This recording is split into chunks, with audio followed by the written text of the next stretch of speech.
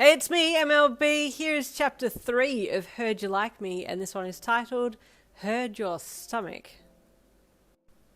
I feel like you and Jirou would get along well. She has a bit of a sarcastic side, Mina joked, gesturing to the girl named Jirou.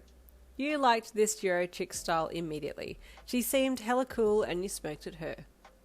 Do you love the human race as much as I do? You asked her. Yeah, totally. She deadpanned, and you let an amused huff of air out of your nostrils. I like this one, you thought. The other girls had all been either talking amongst themselves or listening to your conversation with Mina, but as far as you could tell, they all had pure thoughts, as in they hadn't made any internal harsh judgments on you. You did find it amusing, however, that the invisible girl, Hagakure, had initially thought that you were a guy as you were approaching the group of girls earlier. Is this Momo's new boyfriend? She had thought, as you and Momo had walked towards them. Oh, she's a girl, she had thought, when Momo had introduced you. Is Momo straight, though? Do I have a chance? You wondered, as you turned your head to look at Momo while she chatted to Mina. She's just so beautiful. I can imagine that many of her classmates have thought about dating her. I wonder if there's any guys in the class who like her.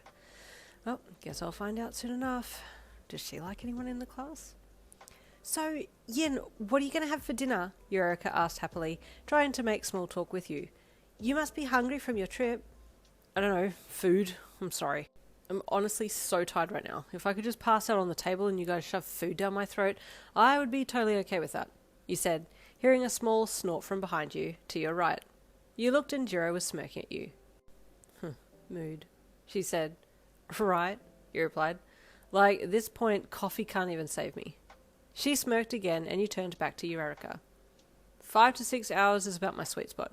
My quirk output is still good, but my attitude isn't horrific, you said to her. Any more than 6 hours of sleep, I'm the most pleasant person on this planet, but can't hear for peanuts. And the other way I turn into a gremlin, but I can tell you what your dead grandma said before she passed. Sorry, offensive. Ugh, shut up, Yin. Eureka's sweat dropped. It's okay, I guess it's kind of better than my drawbacks, she offered. What's your quirk? What's your drawback? You asked her, glancing ahead when you saw the restaurant lights glowing ahead of you. I can make things float. But if I have my quirk activated for too long, I start to feel nauseated and end up throwing up, she said, with a sweat-dropped look on her face. Wonderful, he replied sarcastically. If I do ever want to escape to Mars, I know who to come to. Eureka hummed nervously. I don't think that would be a good idea. It's a joke, sweet, you said to her. Anyway, I can see food, so that's all that's going to be on my mind right now. Excuse me, you said, as you stepped out ahead of her to get to the restaurant first. Momo smiled when she saw you forging ahead of the rest of the girls. She must be really hungry, she thought, as she caught up to you a little and followed you in. Once inside, you all filed over to a seat and sat down, each picking up a menu to have a look at the food.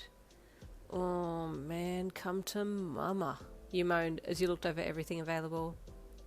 I'm so hungry, but everything on here is so expensive, the girl Eureka thought from beside you.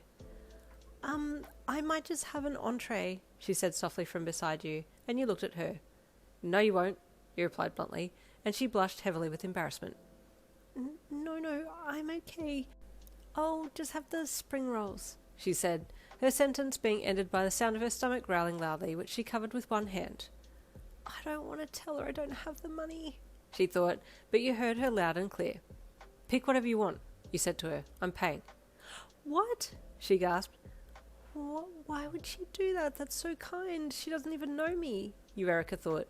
You smirked at her. Did you forget that I can hear your inner thoughts? You asked her. She stared at you for a second, blinking hard, and then her face went bright red. Oh no, I'm so embarrassed, she wailed, hiding her face behind the menu. Don't be, you chuckled. I'm hungry, you're hungry, I got the cash, so let's eat. My dad gave me his credit card to use here. It's on him, you added with a wink. Yin, she said with watery eyes that popped up over the top of the menu. Stop that right now and pick a piece of food or I'll order one of each dish for you, you threatened. Oh gosh, she said, and then quickly looked down at the menu and found something she wanted. Is it okay if I have this one? She asked, holding the menu across for you to see. Oh dang, that looks good. I'm going to get that too, you said. Seriously? She asked with a bright smile. Yeah, you got good taste. No lie. I would have told you if I didn't think so, you said to her. I believe you, she sweat dropped. Across the table, Momo was giving you a very soft look. Hey, Yin, she said in her mind, and you looked up at her.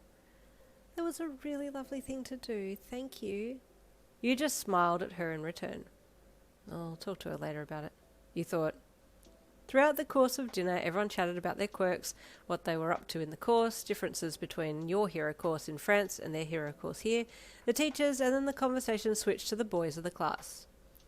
What are the boys like in your hero class back home? Mina asked curiously. All full of themselves, think they're the next top hero and no one else can beat them, you said with an eye roll. Ha! Sounds like Bakugo, Mina chuckled. But don't mind him, he's actually okay. He's just rough around the edges. He has a real hang-up about his childhood friend Midoriya. Well, I got hang-ups with humans, so he and I might just get along, you joked. I actually think you'll fit in rather well, Ribbit, Sue, the cute frog girl said. I can't wait for you to be able to read the boys' minds, Hagakure giggled. Actually, no, wait, scrap that. Mineta. The girls all chorused, and you looked around in confusion. I think I mentioned him once before to you, Yin, Momo said. He's the creepy one of the class. You mean you only have one? Aren't you guys lucky? You teased. The boys back home are also sexist. They don't believe women can be heroes, you said. Oh, I can't stand that, Momo said with indignation. You could top the lot of them, you said across to her. Actually, I think most of you girls have better quirks than them, to be honest. Time to move to France, Mina joked, and the conversation continued on. Shortly after that, the food was brought out and everyone started eating. You weren't sure if you were just starving or if it was just the authentic Japanese food, but you nearly cried the food was so good. And then after that, you got dessert for everyone, and then it was back to the dorms for settling down for sleep. You were right, the girls are pretty cool, you said to Momo, as you both gathered your pyjamas together and got ready for bed. I'm so glad you had a good night, Momo said, slowly lifting her dress up to pull it off over her head. Knowing your feelings for her and feeling mildly awkward, you looked away, glancing back at her ever so slightly and catching sight of her beautiful figure before turning away completely to hide the look on your face. You could feel your face was hot as, so you didn't want to give anything else away. About Eureka, she was thinking about how she couldn't pay, and I heard her, obviously, so decided to step in. She's a genuine girl, and very sweet. I know I'm an asshole, but I couldn't let that slide. You said as you pulled your cap and shirt off, and then went to take your jeans off.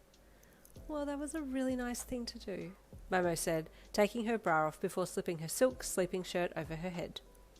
There was a lot of talk about the boys, you said, changing the subject as you fell into bed, still not facing her. You got an eye on anyone?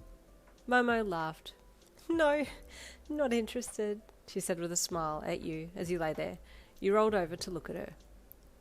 What about you? Any of the boys back home worthy of your attention? She obviously doesn't know I'm gay, you thought. No, would rather suck my eyeballs out with a vacuum cleaner, you said. I do like someone, but it's a little complicated. When is it never not complicated? Let's ask the real questions. Anyway, stay tuned for next week, part 4. I'll see you then.